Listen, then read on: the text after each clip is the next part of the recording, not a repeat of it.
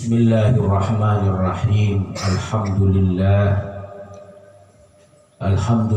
nahmaduhu wa nasta'inuhu wa nastaghfiruh wa na'udzu billahi min syururi anfusina wa min sayyiati a'malina. Wa may yahdihillahu fala mudilla lahu wa may yudlilhu fala hadiya lahu. Asyhadu an la ilaha illallah wa asyhadu anna sayyidana Muhammadar Rasulullah. Asyhadu annaka qad addaital amanah wa nasahtal ummah wa tarakana 'alal mahajjatil bayda 'alal tariqatil wadihatil warra lailuha kala nahariha la yazighu 'anha illa halik. Allahumma salli ala sayyidina Muhammadin al-fatih lima uliqa wal khatim lima sabaq nasiril haqqi bil haqqi wal hadi ila siratikal mustaqim wa ala alihi haqqa qadrihi wa miqdarihi al-azim.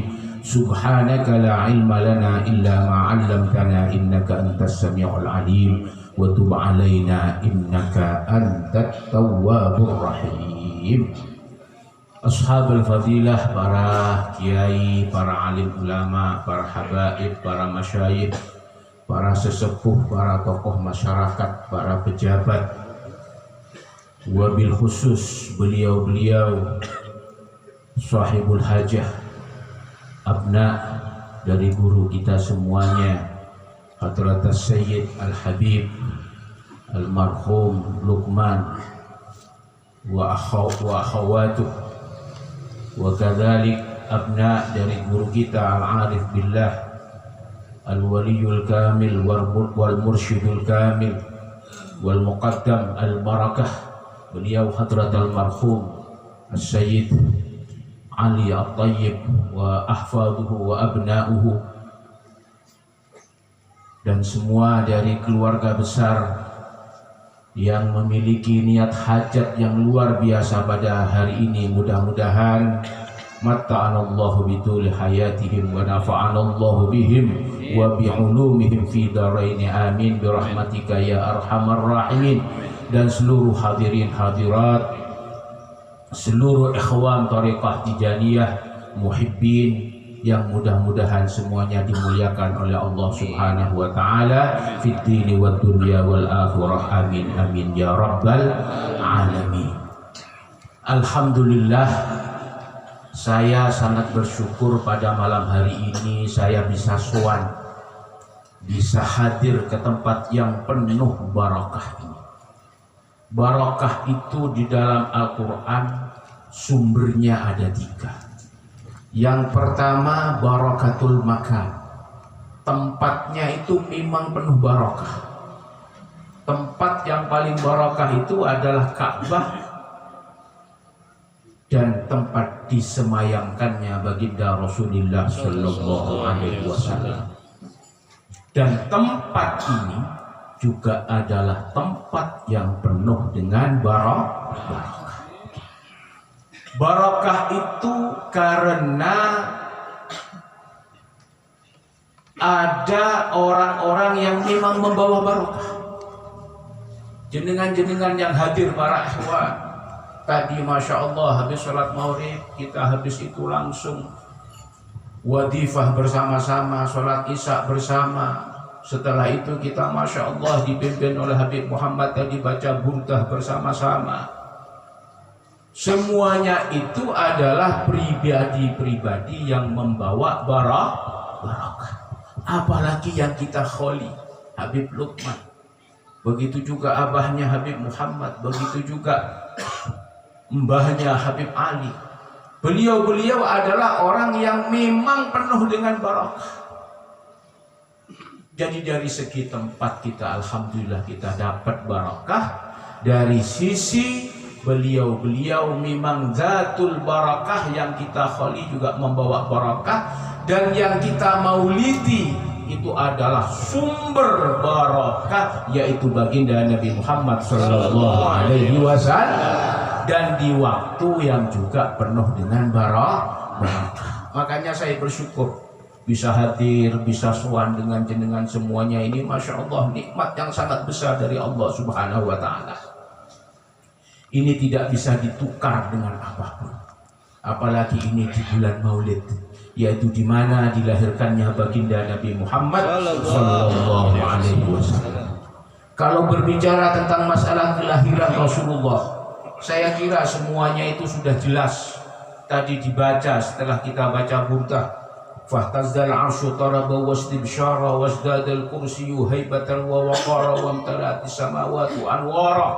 Ars saja itu bergetar.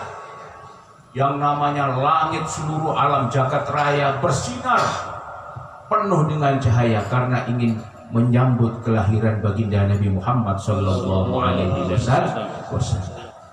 Ada pertanyaan, kenapa Rasulullah dilahirkan di bulan Maulid, bukan di bulan-bulan yang dimuliakan oleh Allah seperti Dzulqa'dah, Dzulhijjah, Muharram? Kenapa kok tidak dilahirkan di bulan-bulan yang mulia itu? Allah memang menghendaki bahwa kemuliaan Rasulullah bukan karena bulan, tapi bulan yang dilahirkannya Rasulullah itulah yang dimuliakan oleh Allah Subhanahu wa ta'ala. Kita yang menjadi umatnya itulah sebenarnya yang dimuliakan oleh Allah Subhanahu wa ta'ala. Itulah kelahiran seorang Habibullah, seorang Rasulullah yang bernama Nabi Muhammad sallallahu alaihi wasallam. Dan dibarengkan dengan acara Haul Al-Habib Luqman dan abah beliau, tentunya semua sesepuh-sesepuh almarhum dari keluarga beliau. Saya pernah diundang di salah satu universitas. Ada orang yang bertanya, Kiai, apa bedanya antara maulid dan khaul? Dan kenapa Rasulullah itu yang diperingati maulidnya, kalau kiai-kiai, habib-habib, sayyid-sayyid yang diperingati adalah wafatnya alias khaul, kewafatannya. Kalau para ulama, para habaib, siapapun orangnya, ulama dari ajam, dari kalangan Arab, habaib atau bukan habaib, siapapun dari umat baginda Nabi Muhammad sallallahu alaihi wasallam dilahirkan ke muka dunia ini, yang menjadi catatan akhir itu adalah kematiannya. Sudah asyhadu an la ilaha illallah wa asyhadu anna muhammadar rasulullah, sudah menjalankan ibadah puasa, semua syariat dijalankan, tapi mungkin ada sesuatu kesombongan dalam dirinya, bisa-bisa orang itu mati dalam keadaan su'ul khatimah. Na'udzubillah. Orang sudah menjaga iman gara-gara istri, gara-gara kekayaan, gara-gara harta, na'udzubillah, hanya gara-gara beras dan indomie, bisa berubah menjadi orang yang kafir, keluar dari Islam menjadi orang murtad. Wal'iyadzubillahi min dzalik. Makanya menjaga iman, menjaga Islam, menjaga ihsan untuk menuju husnul khatimah itu penuh perjuangan. Karena hanya mereka-mereka yang husnul khatimah disaksikan oleh umat baginda Nabi Muhammad sallallahu alaihi wasallam, mereka itulah, beliau itulah yang pantas untuk dikhawal. Orang seperti beliau Habib Luqman dengan keluarga besar beliau, Masya Allah, kesaksian dari panjenengan semuanya, kesaksian dari kita, kesaksian dari ikhwan, sudah cukup bahwa beliau memang orang yang akhirnya itu adalah penuh dengan husnul khatimah dan pantas untuk kita teladani kehidupannya. Nah, oleh karenanya saya ingin berpesan kepada ikhwan dan mohon maaf khususnya kepada saya sendiri. Walaupun saya ini muqaddam, sebenarnya muqaddam itu kalau sudah sama ikhwan berhadapan ke Sayyidi Syekh Ahmad bin Muhammad At-Tijani, semuanya sama, tidak ada bedanya. Karena semuanya kita adalah murid dari Sayyidi Syekh Ahmad bin Muhammad At-Tijani. Antara muqaddam dan ikhwan itu hanya pembagian tugas. Hanya pembagian tugas. Saya ingin berpesan khususnya kepada para muqaddam dan juga kepada para ikhwan. Kita ini selama ini ingin menjaga iman, menjaga Islam. Alhamdulillah kita masuk ke Thariqah Tijaniyah. Itu adalah nikmat yang luar biasa. Dalam Thariqah Tijaniyah Itu banyak sekali zomanat, jaminan-jaminan yang diberikan oleh Sayyidi Syekh Ahmad bin Muhammad At-Tijani. Di antaranya adalah al-mautu ala husnil khatimah, meninggal dalam keadaan husnul khatimah. Tapi banyak yang lupa. Apa itu? Adamul amni min makrillah. Jangan sampai ikhwan Tijani merasa aman, merasa tenang, merasa seakan-akan sudah mendapat jaminan bahwa dia tidak akan mendapatkan murka dari Allah dengan kelakuan-kelakuannya yang melanggar syariat baginda Nabi Muhammad sallallahu alaihi wasallam. Berapa banyak sekarang para ikhwan-ikhwan kita, mohon maaf, berapa banyak sekarang ikhwan-ikhwan kita yang karena hanya merasa dirinya talqin langsung kepada ulama-ulama luar negeri, mungkin talqin kepada beliau-beliau para syurafa yang datang dari luar negeri, akhirnya ada perasaan dia lebih baik dari ikhwan yang talqin dari muqaddam-muqaddam yang dalam negeri. Ini kalau dipelihara terus sombong, Syekh Ahmad yang akan menghijab dia dari husnul khatimah.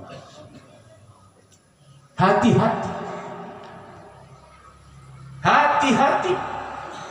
Saya kemarin pada waktu, mohon maaf Habib Lukman, waktu di Idul Khatmi di mana? Di Brebes ya. Habis kita ngobrol dengan Sayyidi Muhammad Habib, makan dengan abna syurafa, dengan muqaddam, tahu-taunya ada ikhwan yang ingin ketemu dengan Sayyidi Muhammad Habib, terus akhirnya ketemu Syekh Saleh, tapi akhirnya dihadapkan ke saya. Ternyata orangnya diantar oleh ikhwan dan belum ikhwan. Terus tanya, Kiai, saya ini mau baiat thariqah.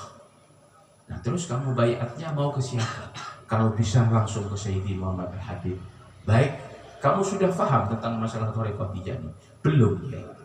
Syarat rukunnya belum. Nah kira-kira kamu perlu bimbingan ke depan atau tidak? Wah sangat perlu ya. Nah kalau kamu langsung talqin kepada Sayyidi Muhammad Habib, terus kamu minta bimbingan kepada beliau, apa kamu sanggup untuk pergi ke Aljazair? Diam orang. Sekarang kamu masuk tarekat Tijani hanya mau gaya-gayaan, atau kamu ingin menjadi penumpang Safinatun Najah yang namanya tarekat Tijaniyah? Tidak Kiai, saya tidak ingin gaya-gayaan. Kamu dari mana? Rupanya.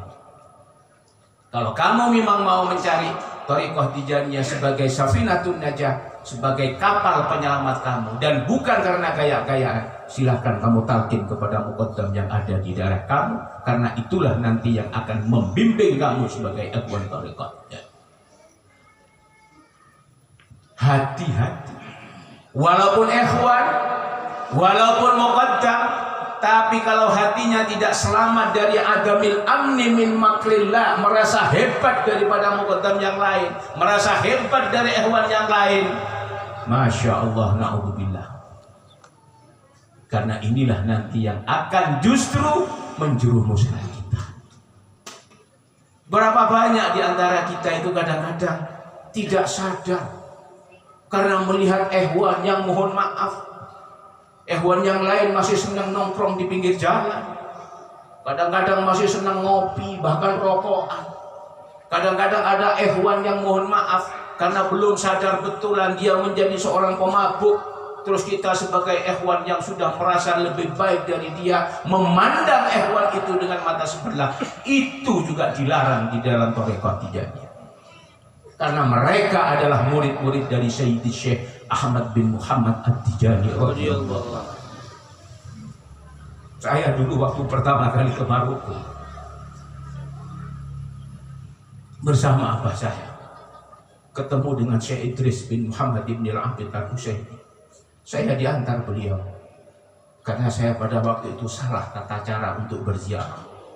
Akhirnya saya diajak kembali melalui Rabat, karena di sana ada Sayyidi Muhammad Ibnul Arabi Ibnu Sa'id, karena beliau adalah pintu bagi mereka yang ingin ziarah ke Sayyidi Syekh Ahmad bin Muhammad At-Tijani. Setelah dari situ kita akhirnya ziarah ke Sayyidi Syekh Ahmad bin Muhammad At-Tijani. Beliau Syekh Idris mengajari kami, itu ziarah ke Sayyidi Syekh Ahmad itu di kaki, dan tidak masuk ke dalam. Syekh Idris waktu itu mengingatkan, jangan sekali-kali kita berani masuk apalagi maunya kita. Kecuali kalau yang ngantar itu adalah keturunan Syekh Ahmad sendiri, abna dari Syekh Ahmad. Karena kalau sudah keluarga, yang namanya keluarga itu nakal dikit-dikit kepada mbahnya juga nggak apa-apa.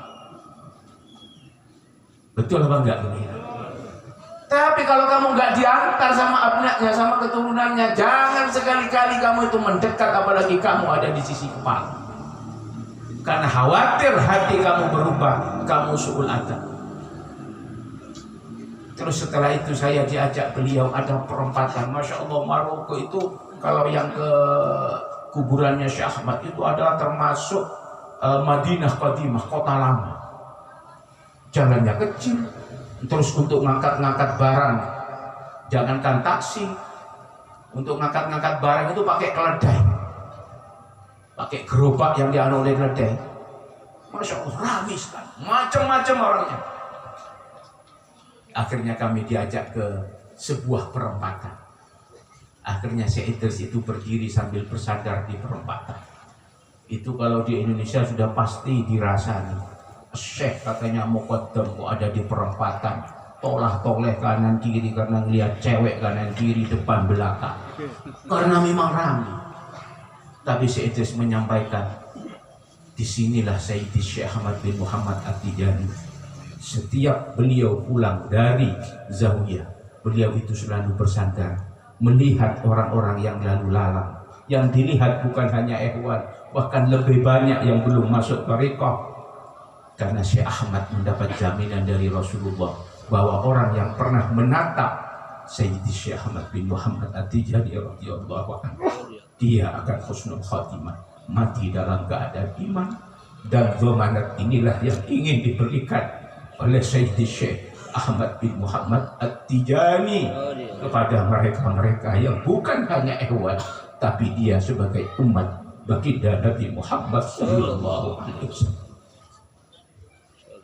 Kalau Syekh Ahmad kasih sayangnya bukan kepada ikhwan Tijani seperti itu, apakah kita tega hanya karena kita muqaddam yang sok suci, terus kita mau melihat muqaddam yang hanya karena gara-gara melihat tidak sesuai dengan perbuatan kita, padahal itu bukan haram mahdhah, terus kita melihat dia dengan kacamata rendah?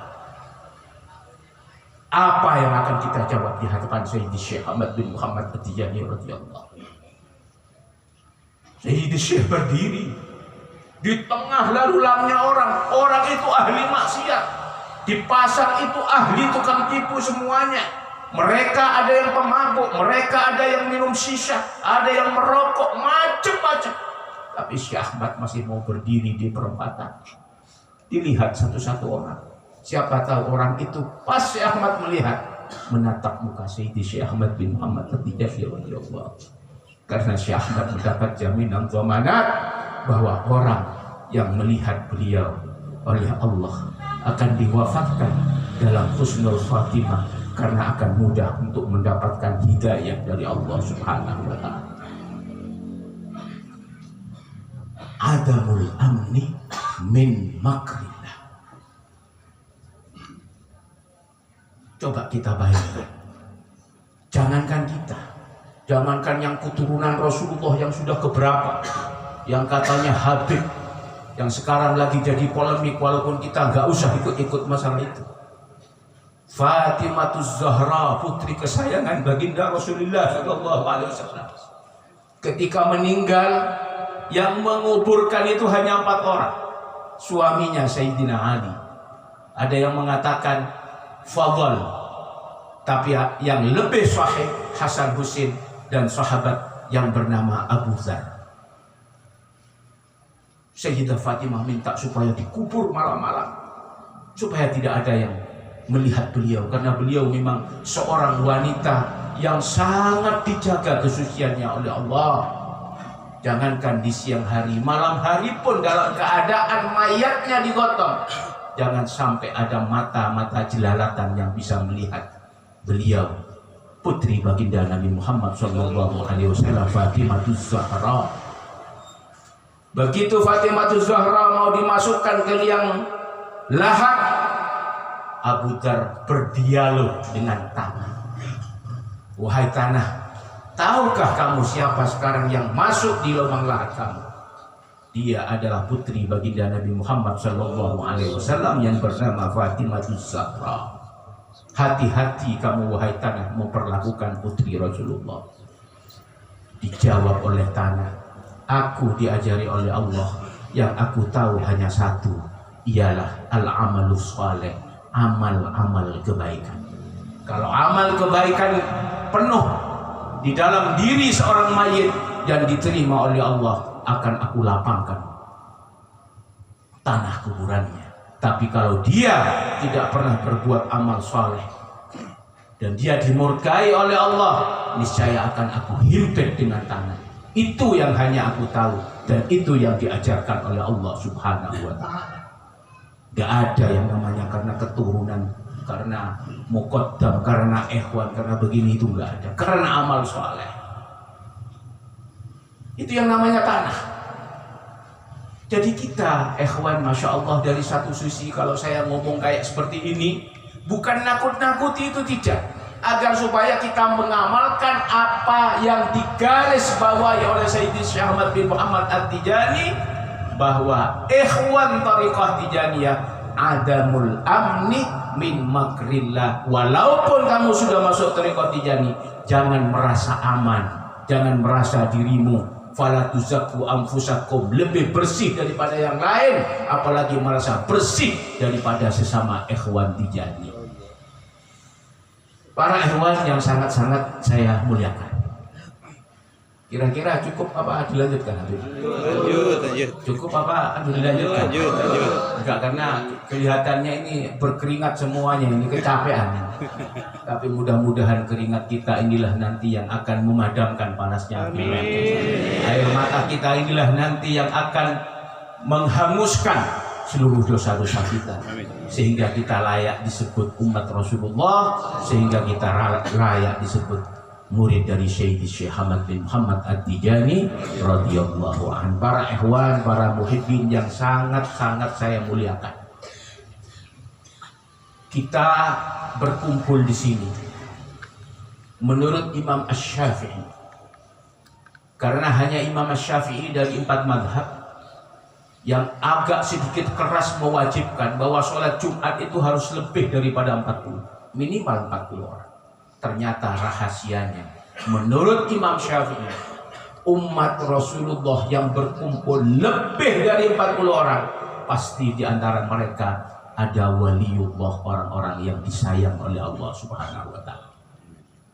Makanya ketika kita kunut, Allahumma hdini fiman hadait wa afini fiman afait, Allahumma hdini, ya Allah berilah kami hidayah, masukkanlah ke dalam kelompok mereka-mereka yang kau berhidayah. Allahumma hdini fiman hadait wa afini fiman afait wa tawallani fiman tawallait, dan masukkanlah kami ya Allah ke dalam golongan wali-walimu. Dalam kitab Fathul Mu'in, dan diperkuat oleh kitab I'anatul Talibin, bahwa wa tawallani fiman tawallait, ya Allah masukkanlah kami ke dalam jalannya wali-walimu. Tapi di dalam kitab I'anatul Talibin itu diperjelas lagi.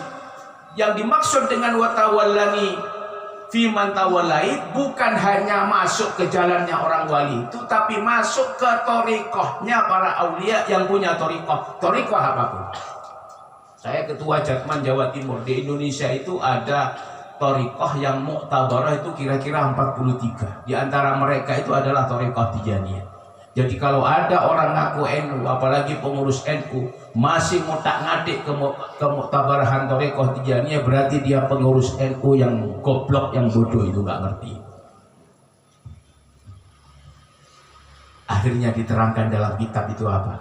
Ternyata orang yang sudah syahadat asyhadu an la ilaha illallah wa asyhadu anna muhammadar rasulullah, mengamalkan syariat, sholat, puasa, macam-macam dijaga sesuai dengan petunjuk baginda Rasulullah Shallallahu Alaihi Wasallam, ternyata dia masuk ke babul ihsan, masuk ke thariqah Tijaniyah, berarti menurut Imam Syafi'i orang itu doa kunutnya sudah diterima oleh Allah Subhanahu wa taala. Jadi di sini kalau ada muhibbin yang belum masuk thariqah Tijaniyah, berarti doa kunut jenengan itu belum diterima oleh Allah Subhanahu wa taala. Mohon maaf, itu kata kitab tapi bukan kata saya. Ini adalah nikmat yang luar biasa. Bahkan Imam Ali radhiyallahu taala anhu mengatakan, siapa yang tidak tahu Imam Ali? Babul ilmi, ana madinatul ilmi, aku ini adalah kotanya ilmu, pintunya itu Ali. Orang yang diambil menantu oleh Rasulullah. Kata Sayyidina Ali apa? Nikmat yang terbesar itu adalah nikmat iman, nikmat Islam. Dan atamun ni'am, lengkap nikmat itu ialah al-mautu ala dinil Islam ala husnil khatimah. Ketika ulama menerangkan doanya Sayyidina Ali, dikatakan bahwa di antara untuk menjaga husnul khatimah adalah orang yang diberi karunia oleh Allah, dimudahkan bagi dia untuk bai'at thariqah yang sanadnya nyambung kepada baginda Nabi Muhammad sallallahu alaihi wasallam. Saya tidak bisa membayangkan betapa nikmatnya ikhwan Tijani itu. Tadi saya bawa pulpen, terus saya urat-urit pada waktu Habib Hasan sambil mengamini. Beliau itu membaca doa. Subhanallah. Coba kita bayangkan itu. Doanya Habib Hasan itu tadi saya urat-arit dikit. Mohon maaf Habib Muhammad, Habib Hasan. Allahumma adkhilna ma'ahul jannah. Masukkanlah kami ya Allah ke surga. Karena sesungguhnya orang yang pertama kali masuk surga itu adalah baginda Nabi Muhammad sallallahu alaihi wasallam. Wala taj'alna minal ghafilina anka. Jangan sampai kita itu menjadi orang-orang yang ghafil dari berfikir kepada Allah. Allahumma rzuqna ziyaratahu fi kulli sanah. Ya Allah, jadikanlah kami ini orang yang selalu berziarah kepada baginda Nabi Muhammad sallallahu alaihi wasallam fi kulli sanah, setiap tahun. Artinya apa? Artinya bahwa surga itu ternyata tidak berarti apa-apa kalau di surga itu kita tidak bersama baginda Rasulullah sallallahu alaihi wasallam. Kalau umat Rasulullah yang dikhali itu adalah karena mereka husnul khatimah, tapi Rasulullah yang kita banggakan, kita gembirakan, kita peringati kelahirannya karena memang Rasulullah itulah yang membawa rahmat. Dan rahmat yang terbesar itu adalah surga. Walaupun surga itu tidak ada artinya apa-apa kalau di surga tidak bersama dengan baginda Rasulullah sallallahu alaihi wasallam. Seorang sahabat yang bernama Thauban, kalau baca hadis an Thauban itu ada beberapa riwayat. Thauban ini orangnya kecil, pendek, hitam. Bahkan mohon maaf, mungkin lebih melarat dari kita ikhwan muqaddam yang paling melarat. Thauban ini diceritakan di dalam biografi beliau, di dalam Hayatus Sahabat. Beliau ini termasuk sahabat Rasulullah yang makannya itu kadang-kadang 3 hari makan, 2 hari makan. Tapi beliau selalu setia dengan baginda Nabi Muhammad sallallahu alaihi wasallam. Suatu saat setelah sholat jamaah, Rasulullah menoleh, ternyata sahabat-sahabat tidak ada. Ditanya kepada para sahabat, ternyata sahabat Thauban tidak jelas kira-kira kenapa tidak datang ke sholat jamaah. Didatangi ke rumahnya oleh Rasulullah sallallahu alaihi wasallam. Ma baluka ya Thauban? Apa yang menimpa kamu wahai sahabatku Thauban? Kamu kok tambah kurus kerempeng, tambah pucat, seakan-akan kamu ada masalah. Apakah kamu ada masalah yang besar? Apakah kamu tidak bisa makan? Dijawab oleh Thauban, saya kalau tidak bisa makan itu biasa ya Rasulullah. Ada masalah besar di dunia selama hidup ini, masalahnya semuanya besar. Tapi ada satu pikiran bagi saya ya Rasulullah. Kalau di dunia dengan keadaan saya yang seperti ini, saya masih bisa berkumpul dengan dirimu ya Rasulullah. Tapi bagaimana nanti kalau nanti di akhirat di surganya Allah? Saya yakin sejelek-jelek saya ini masuk surga. Tapi saya yakin surga saya berbeda dengan surga dirimu, wahai Rasulullah. Karena surgamu pasti dekat dengan Allah dan aku jauh di bawah kamu. Itu yang aku pikirkan ya Rasulullah, sehingga aku tambah kurus. Karena bagi aku semelarat-melaratnya saya ya Rasulullah di dunia, di Madinah, selama bisa berkumpul dengan dirimu itu adalah kebahagiaan yang tak terhingga. Tapi mohon maaf ya Rasulullah, yang namanya surga yang katanya paling nikmat, bagiku tidak ada apa-apanya, tidak ada harganya kalau di surga aku berpisah dengan dirimu, wahai Rasulullah. Rasulullah Shallallahu Alaihi Wasallam menangis mendengarkan pertanyaan dari sahabat yang sangat mencintai beliau dan dicintai oleh Rasulullah yang bernama Sauban. Rasulullah menangis.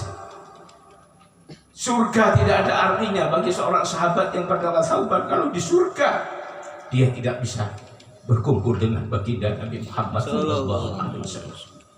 Artinya Rasulullah lebih berharga dari surga bagi para sahabat-sahabat Rasulullah, bagi mereka yang pernah merasakan, melihat, menatap mukanya, bertemu dengan baginda Rasulullah Sallallahu Alaihi Wasallam. Ketika Rasulullah menangis, Allah akhirnya mengutus malaikat Jibril menurunkan ayat "May yuti'illaha war rasul fa ulaika ma'al ladzina an'ama Allahu 'alaihim minan nabiyyin was-siddiqin wasyuhada'i was-shalihin wa hasuna ulaika rafiqa." Mereka yang beriman, taat, cinta kepada Rasulullah, dipastikan mereka itu nanti akan bersama dengan baginda Nabi Muhammad Sallallahu Alaihi Wasallam sampai ke surga. Kita sebagai ikhwan, masya Allah, yang pertama oleh Allah kita itu dijaga agar supaya kita ada hubungan terus dengan Allah. Diwajibkan mereka yang sholat 5 waktu setiap tahiyat pasti diwajibkan membaca Assalamu alayka ayyuhan nabiyyu wa rahmatullahi wa barakatuh. Assalamu alayna wa ala ibadillahi shalihin. Allahumma salli ala Sayyidina Muhammad wa ala ali Sayyidina Muhammad kama sallaita ala Sayyidina Ibrahim wa ala ali Sayyidina Ibrahim fil alamina innaka hamidun majid. Salat tidak mengucapkan salam dan salawat ke Rasulullah tidak sah salatnya. Benar apa benar? Tidak sah sholatnya. Tapi yang menarik, kenapa di dalam tahiyat itu ada Assalamu alaika, padahal kuburannya Rasulullah itu ada di Madinah? Kenapa kok bukan Assalamu alaihi kepada beliau, tapi Assalamu alaika, seakan-akan ada di depan kita? Seperti saya ketemu panjenengan, Assalamualaikum, Assalamu alaika, dijawab Waalaikumsalam. Ulama-ulama ahli tasawuf semua mengatakan bahwa salam dan sholawat yang dijawab langsung oleh baginda Rasulullah diantaranya adalah waktu sholat, yaitu ketika tahiyat. Tidak diwakilkan kepada para malaikat yang menyampaikan bahwa dapat salam dan sholawat dari umatmu, ya tidak. Didengar langsung oleh Rasulullah, dijawab langsung oleh Rasulullah. Cuma kita tidak bisa mendengar jawaban dari Rasulullah. Kalau Syekh Ahmad itu pasti mendengar, karena makomnya sudah beda. Salawat dan salam kenapa kok diwajibkan oleh Allah? Agar supaya kita ini terus dekat dengan Rasulullah. Jangan sampai kita ini terlengah dengan Rasulullah, tidak bersolawat kepada beliau walau hanya sesaat. Makanya kalau ada orang yang iseng berbicara tentang masalah maulid, orang ini tidak memahami tentang masalah bacaan sholawat dan salam dalam sholat. Kalau perlu yang namanya maulid itu tiap detik, tiap hari, kita melalui Thariqah Tijaniyah, masya Allah dijaga. Bagaimana caranya agar supaya kita bersolawat kepada baginda Nabi Muhammad SAW. Saya heran kalau ada orang itu yang mengatakan, ya Allah berilah saya rezeki ya Allah, biar bisa umroh dan bisa ziarah ke Rasulullah. Padahal dia bisa ziarah ke Rasulullah melalui sholawat dan salam kepada Rasulullah setiap sholat waktu, yaitu waktu tahiyat. Sholawat dan salam yang dijawab langsung. Yang kedua adalah ketika ziarah ke Rasulullah. Tapi sekarang untuk ziarah ke Rasulullah biayanya berapa? Ikut travel umroh plus ziarah ke Rasulullah berapa biayanya sekarang paling murah? 35 juta. Betapa bodohnya kita nunggu punya uang 35 juta. Itu pun di Madinah hanya 5 hari. Sowan ke Rasulullah, dijawab selawat dan salam kita langsung oleh Rasulullah ketika ziarah. Padahal setiap hari Allah memberi sholat 5 waktu, selawat dan salam kita langsung diterima oleh Rasulullah SAW. Dijawab langsung oleh Rasulullah. Dan yang ketiga, seluruh ulama mengatakan bahwa sholawat dan salam yang dijawab langsung oleh Rasulullah adalah sholawat dan salam yang khusus diberikan kepada aulia-aulia Allah yang memang izin dari Rasulullah. Rasulullah akan menjawab salam dan sholawat. Tidak semuanya thariqah, tapi thariqah Tijaniyah ketika kita watifah membaca Jauharatul Kamal, sholawat yang luar biasa, yang harus bersanad, yang harus punya wudu. Di situ jaminan dari Sayyidi Syekh Ahmad bin Muhammad At-Tijani bahwa ketika kita membaca sholawat Jauharatul Kamal dijawab langsung oleh Rasulullah. Bahkan ketika watifah Rasulullah Shallallahu Alaihi Wasallam hadir bersama dengan kita, didampingi oleh sahabat Abu Bakar, Umar, Utsman. Ada yang bertanya kepada saya, apa mungkin? Mungkin. Kalau kamu menjawab tidak mungkin, berarti bayangan kamu itu seakan-akan Rasulullah itu hadirnya kayak hadirnya hantu di tengah-tengah rumah kamu yang kotor dan bejat. Kehadiran Rasulullah itu adalah kehadiran ma'nawi, kehadiran nurani. Nurun ala nur, al-misbah fi sujajah, cahaya Rasulullah yang hadir. Saya pernah berdebat dengan seseorang. Orangnya itu dari, Masya Allah, saya sebut gak enak, dari Persis lah, dari orang-orang yang anti begitu. Berdebat. Subhanallah, banyak orang yang menjawab, semakin keras perdebatannya. Saya hanya ingat kepada keterangan yang pernah ditulis oleh Syekh Idris bin Muhammad ibn al-Abid al-Husaini, ulama Tijani. Saya lupa kitabnya itu apa. Apa kata Syekh Idris? Jadi ternyata yang bisa menjawab polemik itu adalah ulama Tijani. Kalau kamu, nah sama kayak seperti maulid, gitu. Sama kayak seperti maulid, di sini maulid, di sana maulid, di sana. Loh, bagaimana Rasulullah itu bisa hadir? Wong Rasulullah itu jasadnya cuma satu di Madinah. Dijawab oleh Syekh Idris. Orang Indonesia, orang Malaysia, seluruh dunia menjemur pakaian. Kira-kira ketika matahari terik, semuanya dapat teriknya matahari enggak? Semuanya dapat. Simpel, Syekh Idris itu menerangkan. Bayangkan cahayanya Rasulullah, nurnya Rasulullah yang di atas segala-galanya, melebihi matahari, melebihi rembulan. Cahaya Rasulullah akan hadir di tengah umatnya yang selalu menjaga salawat kepada baginda Nabi Muhammad Sallallahu Alaihi Wasallam. Oleh karenanya para ikhwan, ya Allah, monggo.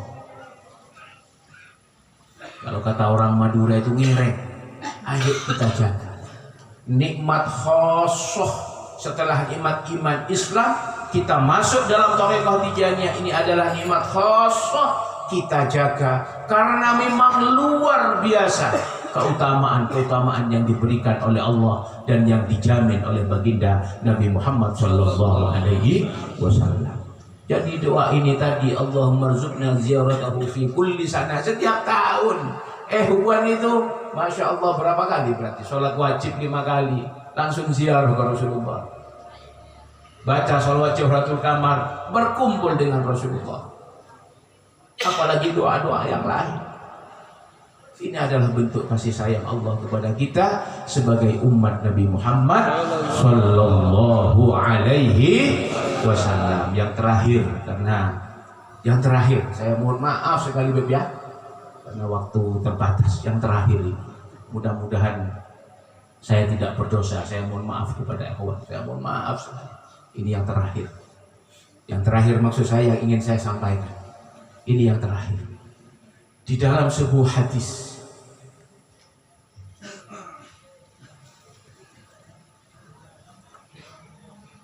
insya Allah kalau tidak salah itu di dalam kitab An-Nasa'i. Di situ ada sebuah hadis kejadian yang terjadi antara Rasulullah dengan sahabat Rasulullah yang bernama Abdullah ibnu Zubair ibnul Awwam. Abdullah ini putranya sahabat Zubair ibnul Awwam. Ini masih anak-anak, kira-kira umurnya 8-9 tahun. Ayahnya Zubair ibnul Awwam ini kawin dengan saudaranya Sayyidatuna Aisyah, istri Rasulullah, Sayyidah Asma.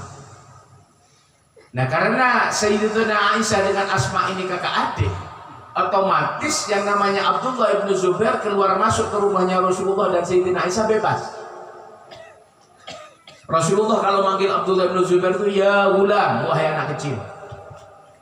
Suatu saat setelah peperangan, Rasulullah dalam keadaan capek. Akhirnya Rasulullah melakukan pengobatan yang sekarang disebut dengan tibbun nabawi, yaitu al-hijamah, bekam. Bekam itu mengeluarkan darah kotor. Rasulullah melakukan bekam. Begitu Rasulullah mengeluarkan bekam, dipegang oleh Rasulullah darah beliau, dipanggillah, ya gulam Abdullah ibn Zubair, ta'al, datang kamu. Senang dipanggil Rasulullah, karena walaupun anak kecil sering bantu Rasulullah. Ini adalah darah bekamku, tolong kamu buang ke tempat di mana orang-orang tidak boleh ada yang tahu kecuali kamu dan Allah Subhanahu wa ta'ala. Abdullah bin Zubair berjalan. Lama beliau ditunggu oleh Rasulullah. Akhirnya muncul. Ya gula, sudah kamu buang darahnya? Sudah ya Rasulullah. Tapi Abdullah bin Zubair ini jawabnya ke Rasulullah itu dalam keadaan sedih, takut, bahkan menangis. Saya faham kalau itu sudah kamu buang ya gula. Tapi kenapa kamu kok menangis? Kenapa kamu kok sedih? Kamu kok ketakutan? Ya Rasulullah, darah tadi sudah saya buang ya Rasulullah. Ke tempat orang itu tidak akan pernah yang tahu kecuali saya dan Allah. Dan nanti akan saya kasih tahu kepada Rasulullah. Tapi kalau saya ini dianggap salah ya Rasulullah, tolong ya Rasulullah, salahkan saya, pukul saya, besto saya, kalau kata orang Madura. Silahkan mau diapakan saya. Terus kata Rasulullah, iya. Terus kamu buang kemana? Ya gula. Abdullah ibn Zubair menjawab, ya Rasulullah, kalau salah saya minta maaf. Darah hijamah tadi ya Rasulullah, aku buang di tempat orang yang tidak akan pernah tahu. Karena darah tadi aku minum ya Rasulullah, aku simpan di perut aku ya Rasulullah. Menangis merasa sakit. Rasulullah pun menangis. Darah kita yang kotor. Tapi anak ini walaupun umur 9 tahun, 8 tahun, anak yang cerdas. Bahwa Rasulullah basyarun lakal basyar.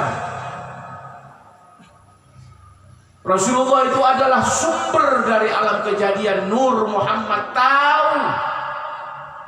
Jangankan hanya darah, kotoran Rasulullah Shallallahu Alaihi Wasallam pun suci, dijaga kesuciannya oleh Allah Subhanahu Wa Taala.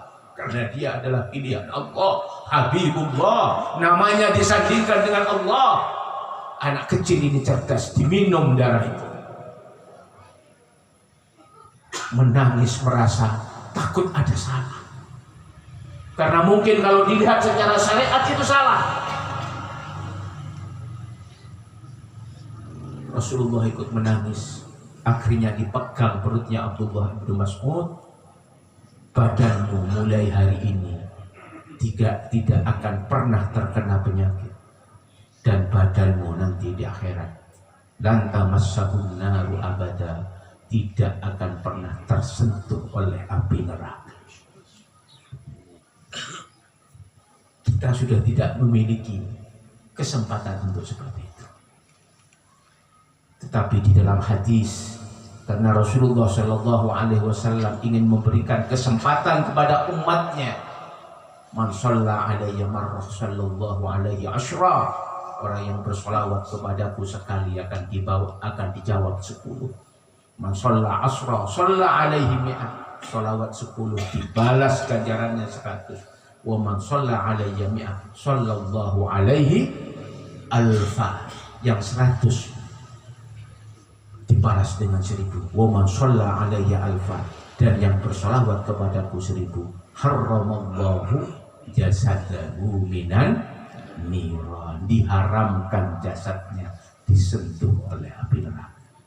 Inilah nikmatnya kita menjadi ikhwan Thariqah Tijaniyah, dijaga oleh Sayyidi Syekh Ahmad bin Muhammad At-Tijani radhiyallahu an, untuk selalu bersambung dengan baginda Nabi Muhammad sallallahu alaihi wasallam.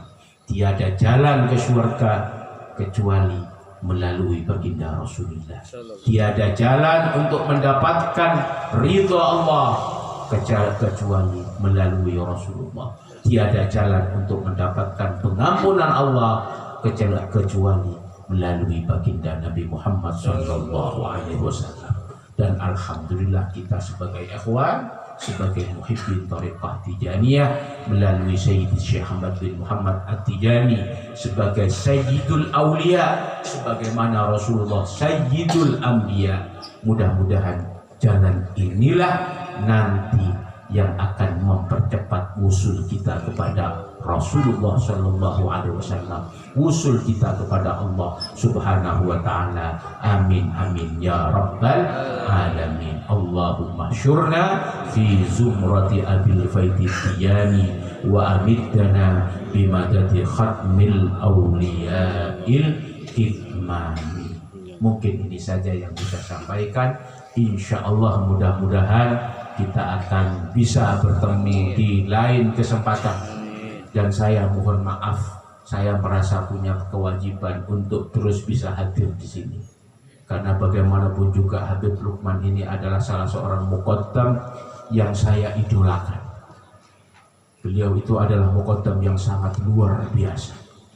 Beliau itu kalau ada permasalahan pasti tuntas selesai.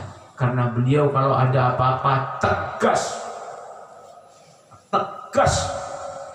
Kenapa kau bisa tegas? Karena tidak punya kepentingan. Beliau ini ingin mentawajuhkan, mengarahkan ikhwan itu hanya kepada Sayyidi Syekh Ahmad bin Muhammad At-Tijani radhiyallahu, bukan kepada diri.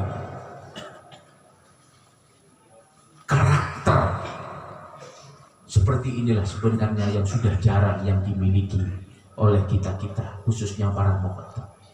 Mudah-mudahan dengan kita memperingati khaul beliau dan dengan hadir di majlis khaul beliau, mudah-mudahan Allah Subhanahu wa taala menjaga keikhlasan para muqaddam, para ikhwan di dalam berthariqah, karena hanya dengan ikhlas itulah insya Allah kita pantas disebut sebagai murid Sayyidi Syekh Ahmad bin Muhammad At-Tijani, dan pantas untuk disebut dan dibanggakan oleh baginda Nabi Muhammad sallallahu alaihi wasallam. Allahumma salli ala sayyidina Muhammadin al-Fatih lima ulid wal khatim lima sabaq nasiril haqqi bil haqqi wal hadi ila siratikal mustaqim wa ala alihi haqqa qadrihi wa miqdarihi al-azim. Allahumma ya jami'an nasi al-yawmin la rayba fihi ijma' bainana وبين سيد الشيخ أحمد بن محمد التجاني اجمع بيننا وبين حبيبك المصطفى محمد صلى الله عليه وسلم كما جمعت الناس في ذلك اليوم إنك لا تخلف الميعاد إنك لا تخلف الميعاد إنك لا تخلف الميعاد. Kurang lebihnya saya mohon maaf. Wallahul muwaffiq ila aqwamit thoriq. Wassalamualaikum warahmatullahi wabarakatuh.